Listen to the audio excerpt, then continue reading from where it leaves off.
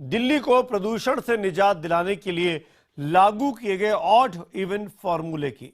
इस फॉर्मूले के लागू होने के बाद आज दिल्ली में पहला वर्किंग डे था। जी हां, आज सोमवार 4 जनवरी का दिन सही मायने में ऑड इवन फॉर्मूले का असली इम्तिहान आज हुआ। अच्छी बात यह रही कि दिल्ली की जनता इस टेस्ट में पूरी तरीके से पास रही, क्योंकि मोटे तौर पर आज केवल इवन नंबर की गाड़ियां ही सड़कों पर निजी कारें दिखाई दी।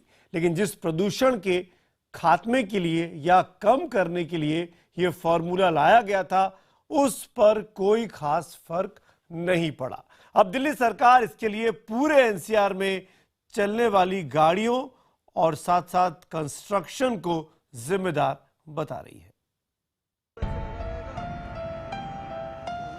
सोमवार हफ्ते का पहला दिन और नए साल का जश्न मनाकर लौटे दिल्ली के लोगों के लिए काम करने का भी पहला दिन।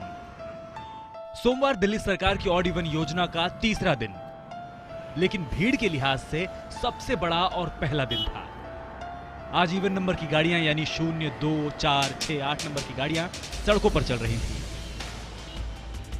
पहले 2 दिनों के मुकाबले ट्रैफिक के ज्यादा दबाव से निपटने के लिए दिल्ली सरकार और दिल्ली पुलिस ने भी जमकर तैयारियां कर रखी थी।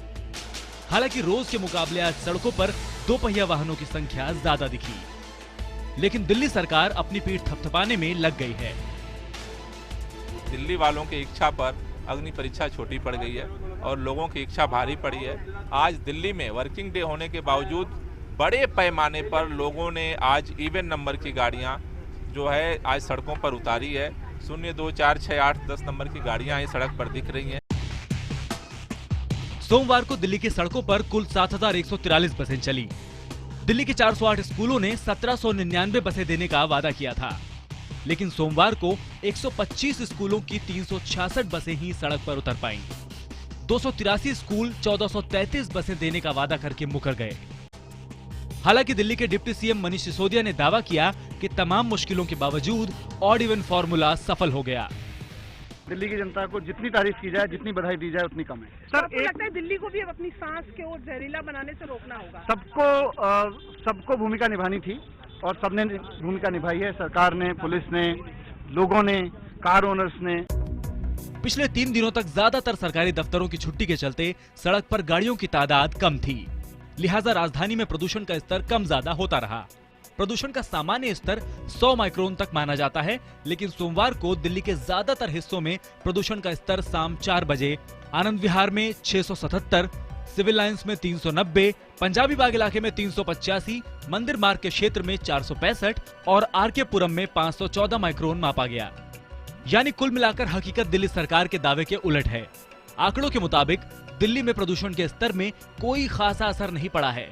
दिल्ली सरकार अब इसके लिए पड़ोसी राज्यों में चलने वाली गाड़ियों और उनसे होने वाले प्रदूषण को जिम्मेदार ठहरा रही है। परिवहन मंत्री गोपाल राय का कहना है, ऑड इवन का फॉर्मूला दिल्ली के साथ साथ पूरे एनसीआर में लागू होना चाहिए। आशंका थी कि सोमवार को पहला वर्किंग डे होने की वजह से ट्रैफिक जाम होगा और लोगों को आने जाने में काफी दिक्कतें आएंगी। गनीमत यह रही कि ऐसा नहीं हुआ, लेकिन जिस मकसद से सरकार ने ऑड इवन फार्मूले को लागू किया था, वो भी हल होता नहीं दिख रहा है। यानी प्रदूषण के लेवल को कम करने के लिए सरकार को कुछ और भी उपाय तलाशने पड़ेंगे। कैमरामैन ऋषि के साथ रवि सिंह, दिल्ली, IBN 7। जैसा कि हम अपने इस चैनल पे कई बार इस बारे में अंडरलाइन भी कर चुके हैं कि केवल निजी कारों को ऑड इवन के फॉर्मूले से बांधने से पॉल्यूशन पर केवल रेश मात्र असर पड़ेगा, और लगभग वही स्थिति आज दिखाई भी दी। अगर वाकई में प्रदूषण से निजात पानी है, प्रदूषण को साफ सुथरा करना है, तो ये ऑड इवन का फॉर्मूला लगभग हर तरह से चलने वाली गाड़ियों पर लागू करना होगा। तब जाकर 30 से 50% के बीच पॉल्यूशन के पैरामीटर्स में कमी आ पाएगी। अदरवाइज केवल अगर निजी कारें रहीं और वो भी केवल पुरुषों के लिए रहीं, तो इससे आसानी से निजात नहीं मिल पाएगी, वो भी अब इन सर्दियों के मौसम में। आज इंडिया 9 बजे में फिलहाल इतना ही।